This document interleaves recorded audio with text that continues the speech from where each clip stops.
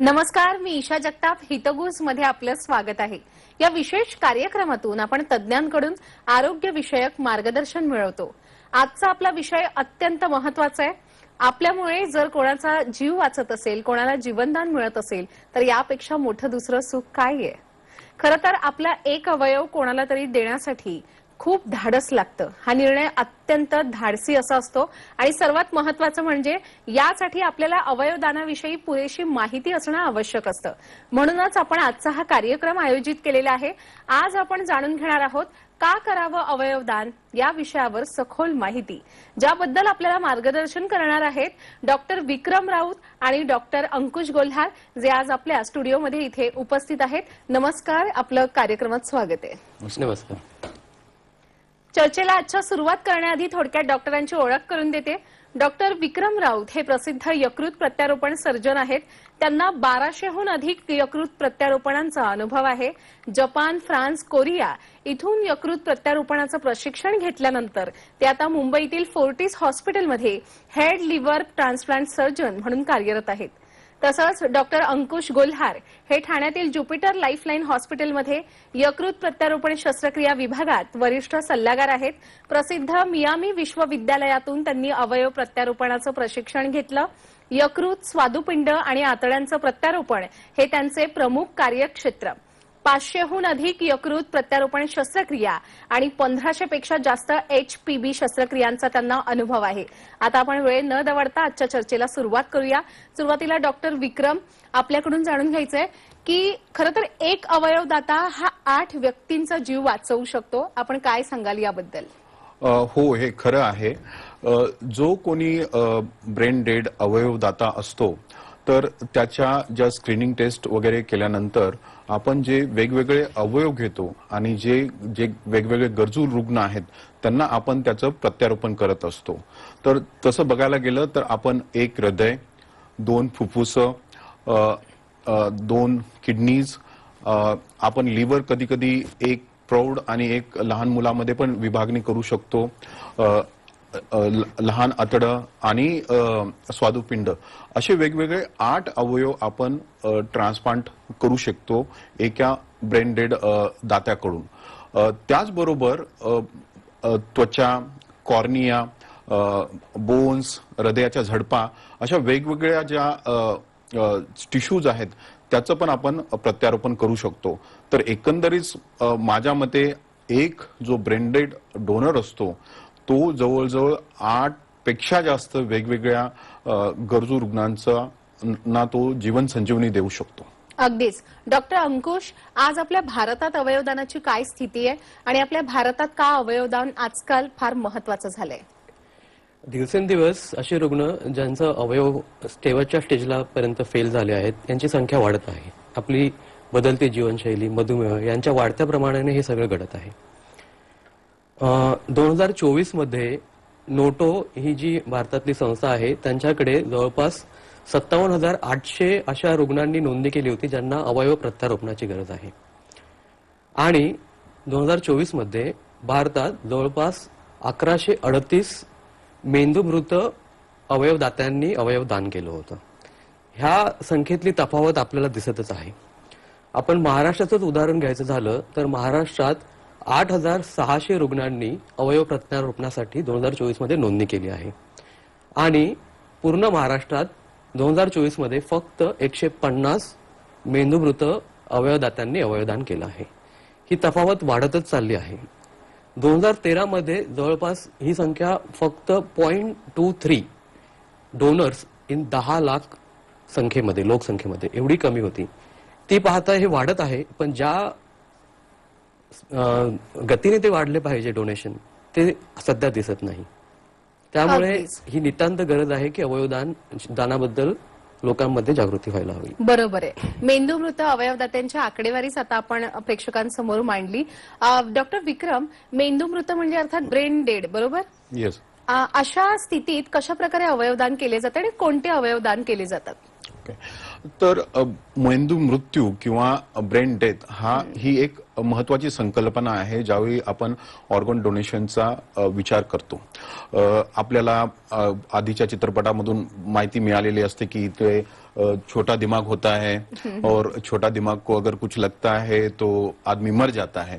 तर ही जी एक संकल्पना आहे लोकांच्या मध्ये ती चित्रपटामधून रुजलेली आहे. पण त्याला सायंटिफिक बेसिस काय आहे?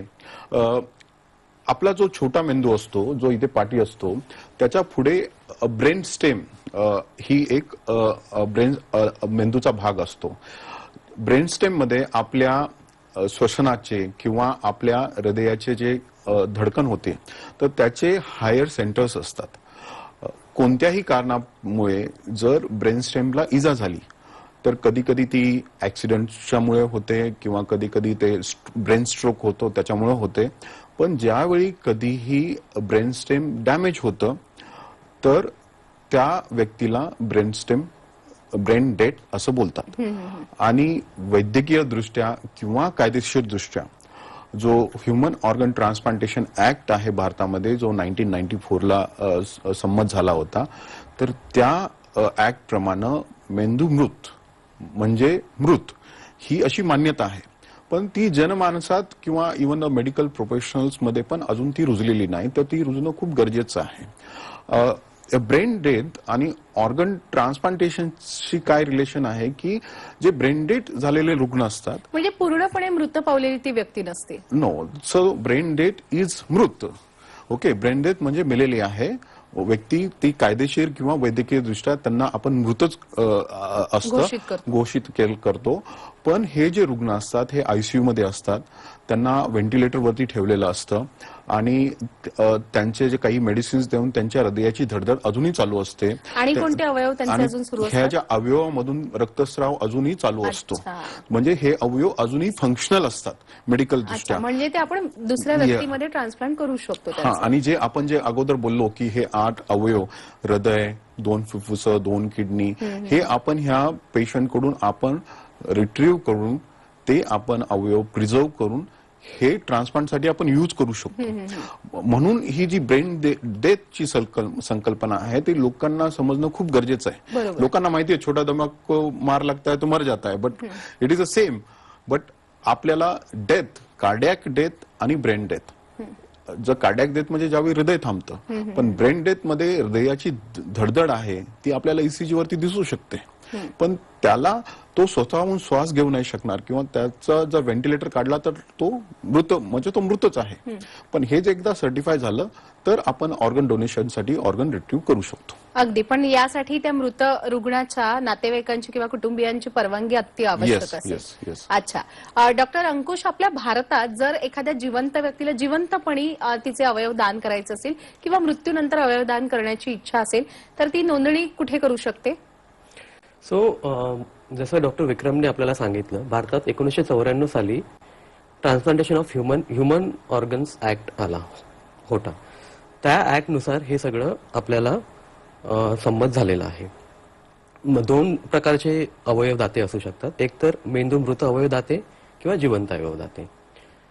मेंदू मृत एखाद्या व्यक्तीला जर आपल्या मृत्यूनंतर अवयवदान करण्याची इच्छा असेल तर त्यांनी सहजपणे नोटो ही जी आपली संस्था आहे, त्याचं पूर्ण नाव आहे नॅशनल ऑर्गन ट्रान्सप्लांट ऑर्गनायझेशन, या संस्थेच्या संकेतस्थळावर जाऊन आपण ट्रान्सप्लांट डोनर म्हणून रजिस्टर करू शकतो. अच्छा. जरी आपण एक ऑर्गन डोनर म्हणून रजिस्टर केलं तरी ज्यावेळेस अनुषंगाने आपला मेंदू मृत म्हणून आपल्याला जर घोषित केलं तरी आपल्या नातेवाईकांची आणि आप्तेष्टांची अवयवदानासाठी परवानगी असणं आवश्यक आहे. मला वाटतं आपले प्रेक्षक स्क्रीनवर सुद्धा नोंदणी स्कॅनर पाहू शकत असतील. बरोबर. सो जे स्कॅनर आहे ते स्कॅनरवरती स्कॅन केल्यानंतर आपल्याला स्कॅनर एक नोटोच्या वेबसाईटच्या संकेतस्थळावर घेऊन जातं, जिथे फॉर्म नंबर 7 भरल्यानंतर आपल्याला एक ऑर्गन डोनेशन कार्ड ते पाठवतात आणि आपण ऑर्गन डोनर म्हणून रजिस्टर होऊ शकतो. अच्छा, अगदीच. डॉक्टर विक्रम, आपण ब्रेन डेथ व्यक्तीचं हृदयाची धडधड सुरू असते, तिच्या शरीरात रक्तप्रवाह सुरू असतो असं सांगितलं. मला वाटते कोमा आणि यात फरक असेल ना? बरोबर, कारण की ही जी दोन गोष्टी आहेत त्याच्यामध्ये खूप फरक आहे आणि तो पण समजून घेणं खूप गरजेचं आहे.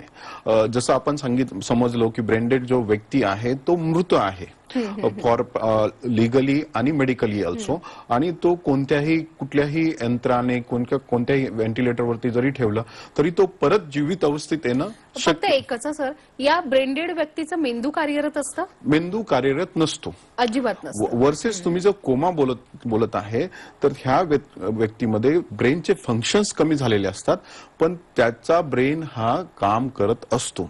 आणि असे जे व्यक्ती आहेत कोमाचे, जे वेगवेगळे बेशुद्धी, म्हणजे कोमा म्हणजे खोलवर बेशुद्धी जी आहे, जर ते काही इन्फेक्शनमुळे आहे किंवा काही मेटाबॉलिक डिस्फंक्शन आहे, त्याचे जर आपण उपचार केले तर पेशंट जो आहे तो कोमामधून रिकव्हर होऊ शकतो.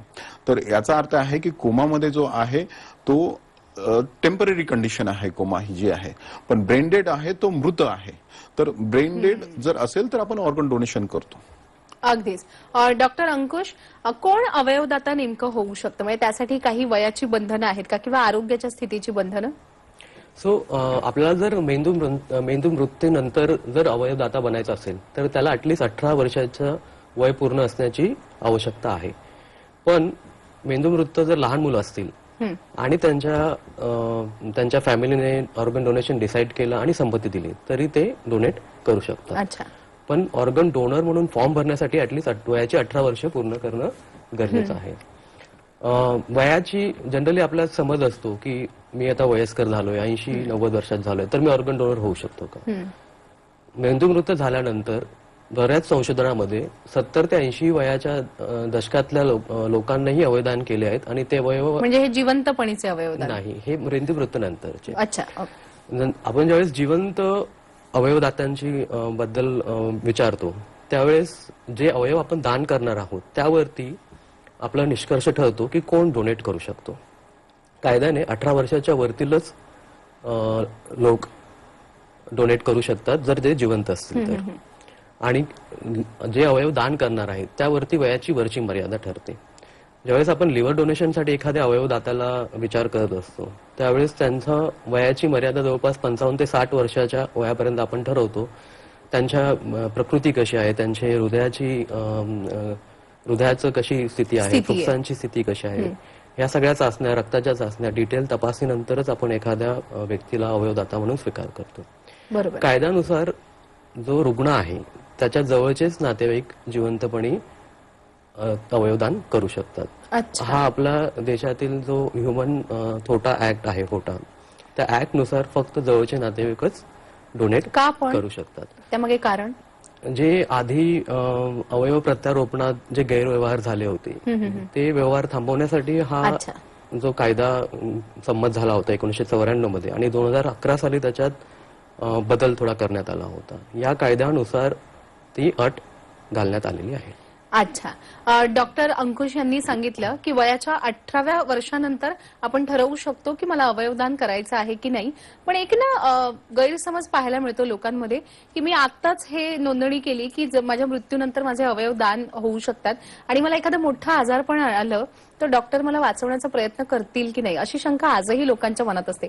काय सांगाल डॉक्टर? हा एक चुकीचा गैरसमज आहे, कारण की प्रत्येक जे मेडिकल फील्ड आहे, प्रत्येक डॉक्टरचा प्रयत्न हा नेहमी असणार आहे की रुग्णाचं जीव कसे वाचवावे, आणि ते त्याचा पहिला प्रयत्न असणार आहे. पण जसं आपण समजून घेतलं की ब्रेन डेड जे रुग्ण आहेत, तर ब्रेन डेड म्हणजे मृत्यू, आणि जर कोणी असा व्यक्ती आहे जो मृत झालेला आहे तर ज्यावेळी ही एक लिमिटेशन किंवा ही एक लाईन आपण ड्रॉ करतो तर त्याच्या पुढे काय, तर त्यावेळी हा जो काउन्सिलिंग करणं खूप गरजेचं आहे. आणि जर पेशंटचे रिलेटिव्ह जर ऍग्री करत असतील तरच आपण हे ऑर्गन डोनेशनसाठी पुढे प्रोसेस करतो. काउन्सिलिंग कोणाकडून केलं जातं? युजली हे ऑर्गन डोनेशनचे कोऑर्डिनेटर्स असतात आणि ते हे काउन्सिलिंग करतात. आणि जे ब्रेन डेथ आहे ती थोटाच्या ऍक्ट प्रमाणे एक तज्ञ डॉक्टरांची कमिटी असते. तर हे डॉक्टर्स वेगवेगळ्या याच्यातून असतात, न्यूरोसर्जन असतात, इंटेन्सिव्हिस्ट असतात आणि ते ही कमिटी 2 वेळा सर्टिफाय करते की हे मेंदू मृत आहे, त्याच्यानंतरच हे ऑर्गन डोनेशन होऊ शकतं. अगदीच. खरं तर हा विषय फार महत्वाचा आणि सखोल आहे, पण आजच्या आपल्या कार्यक्रमाला वेळेची मर्यादा असल्यामुळे आपल्याला या ठिकाणी थांबावं लागणार आहे. आपण दोघंही इथे उपस्थित राहिलात आणि आम्हाला एवढं मोलाचं मार्गदर्शन केलं त्याबद्दल मी आपले मनापासून आभार व्यक्त करते. धन्यवाद. धन्यवाद. धन्यवाद.